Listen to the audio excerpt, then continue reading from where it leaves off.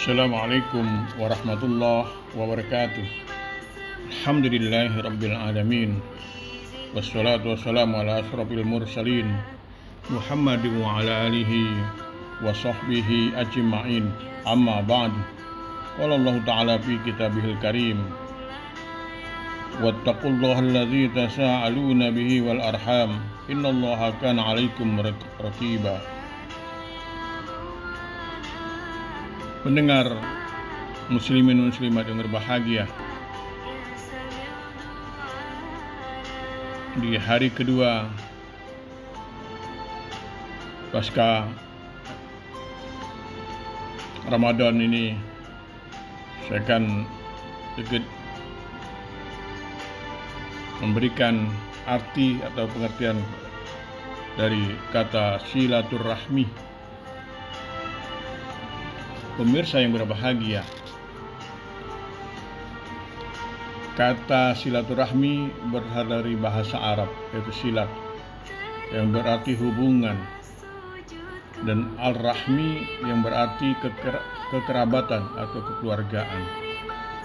Dalam arti ini, silaturahmi dapat dipahami sebagai usaha untuk memperkokoh hubungan dan ikatan kekeluargaan dengan cara hormat dan berbuat baik kepada kedua orang tua, suami, istri, anak-anak, dan seluruh anggota keluarga yang dekat maupun yang sudah jauh. Dalam hubungan ini, silaturahmi hanya terjadi pada orang-orang yang mempunyai ikatan keluarga. Dalam perkembangan selanjutnya, arti kata silaturahmi mengalami perluasan makna.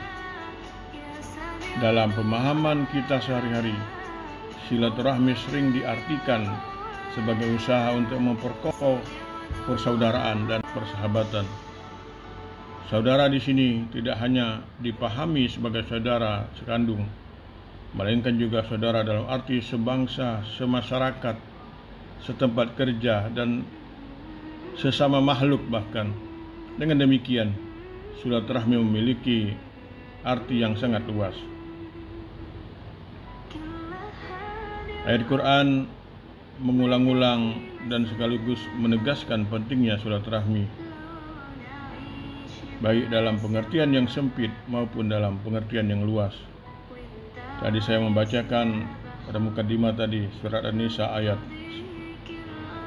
1. Dan bertakwalah kepada Allah, dengan mempergunakan namanya kamu saling meminta satu sama lain, dan peliharalah hubungan silaturahmi. Sesungguhnya Allah senantiasa menjaga dan mengawasi kamu.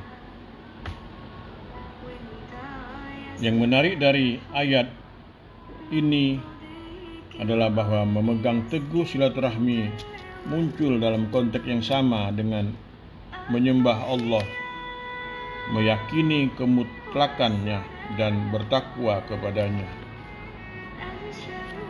Rasulullah SAW yang kita jadikan panutan dan pedoman dalam kehidupan ini juga mendorong kita untuk menegakkan silaturahmi. Di antara hadis yang menegaskan itu, dari hadis dari Anas bin Malik,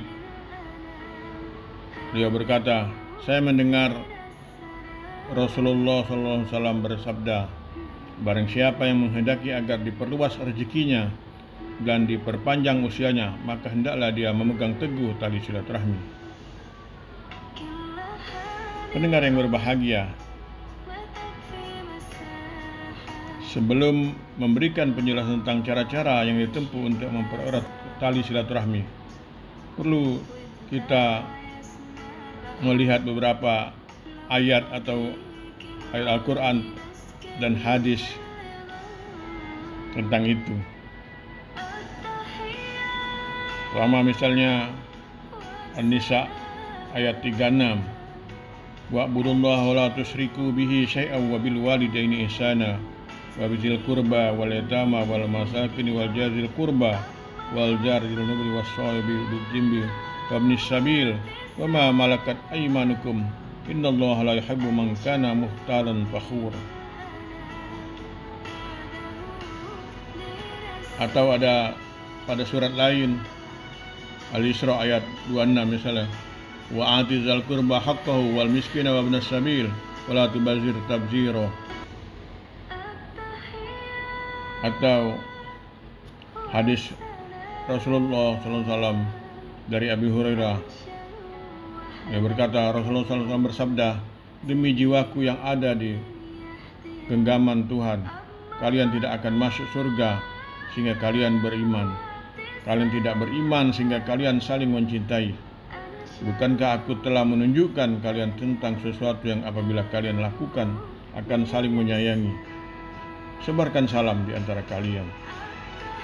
Riwayat Ibnu Majah. Ayat dan hadis tadi dapat kita kemukakan bahwa banyak cara yang dapat dilakukan untuk mempererat tali silaturahmi. Beberapa cara yang dimaksud diantaranya misalnya, 1. Memberikan makanan atau minuman atau uang kepada keluarga yang miskin. 2. Misalnya mengadakan kunjungan-kunjungan yang mempererat hubungan emosional. 3. Memperluas saling cinta dan saling memberikan kebaikan. Yang 4. Memberikan nasihat satu sama lain tanpa ada perasaan egois dan mengucapkan kata-kata yang baik. Yang 5. Memberikan penghormatan yang hangat. Dan yang 6. Memberikan senyuman dan sikap-sikap yang baik. Yang terakhir, perbuatan-perbuatan baik yang dapat memenuhi hati dengan cinta dan saling memberikan dorongan satu sama lain. Pendengar yang bahagia, kalau kita rujuk pada uraian ke depan ini, misalnya dapat ditegaskan bahwa mana penting dari ajaran silaturahmi ialah meningkatkan kesadaran bahwa sesungguhnya tak seorang pun manusia yang bisa eksis tanpa orang lain. Kesadaran seperti ini dalam pergaulan sosial menjadi penting sebagai pangkal tolak untuk bergulirnya budaya saling menolong, mengingatkan tentang kebenaran dan kesabaran. Tawasabil haq wa tawasabil sabr.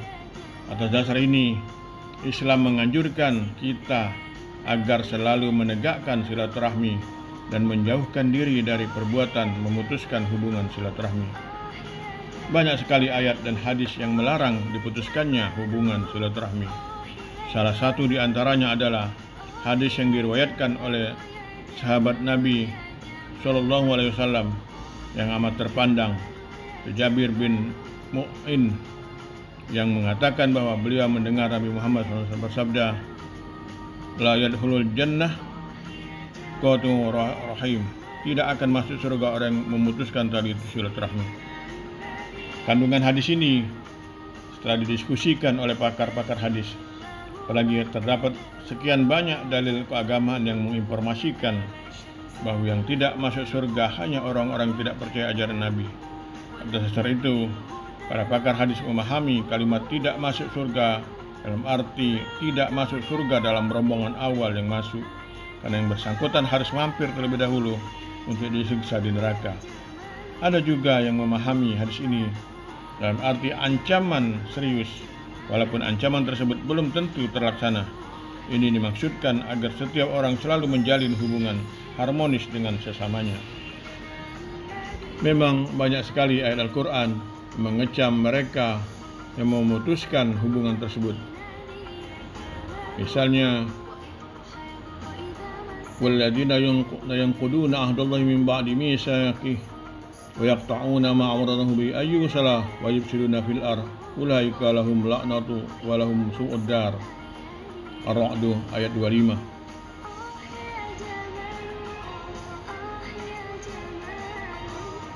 Dengar yang berbahagia, kesalahpahaman yang mengantarkan dua orang muslim untuk tidak saling menyapa hanya dibenarkan berlangsung tidak lebih dari 3 hari.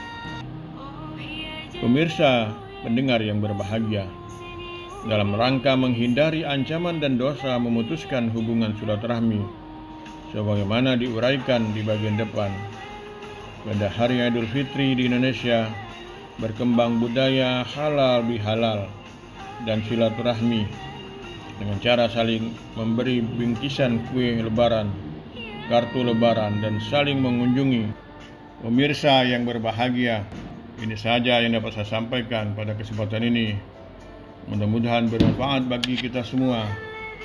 Nasrun minallah wa fatun qarib. Assalamualaikum warahmatullahi wabarakatuh.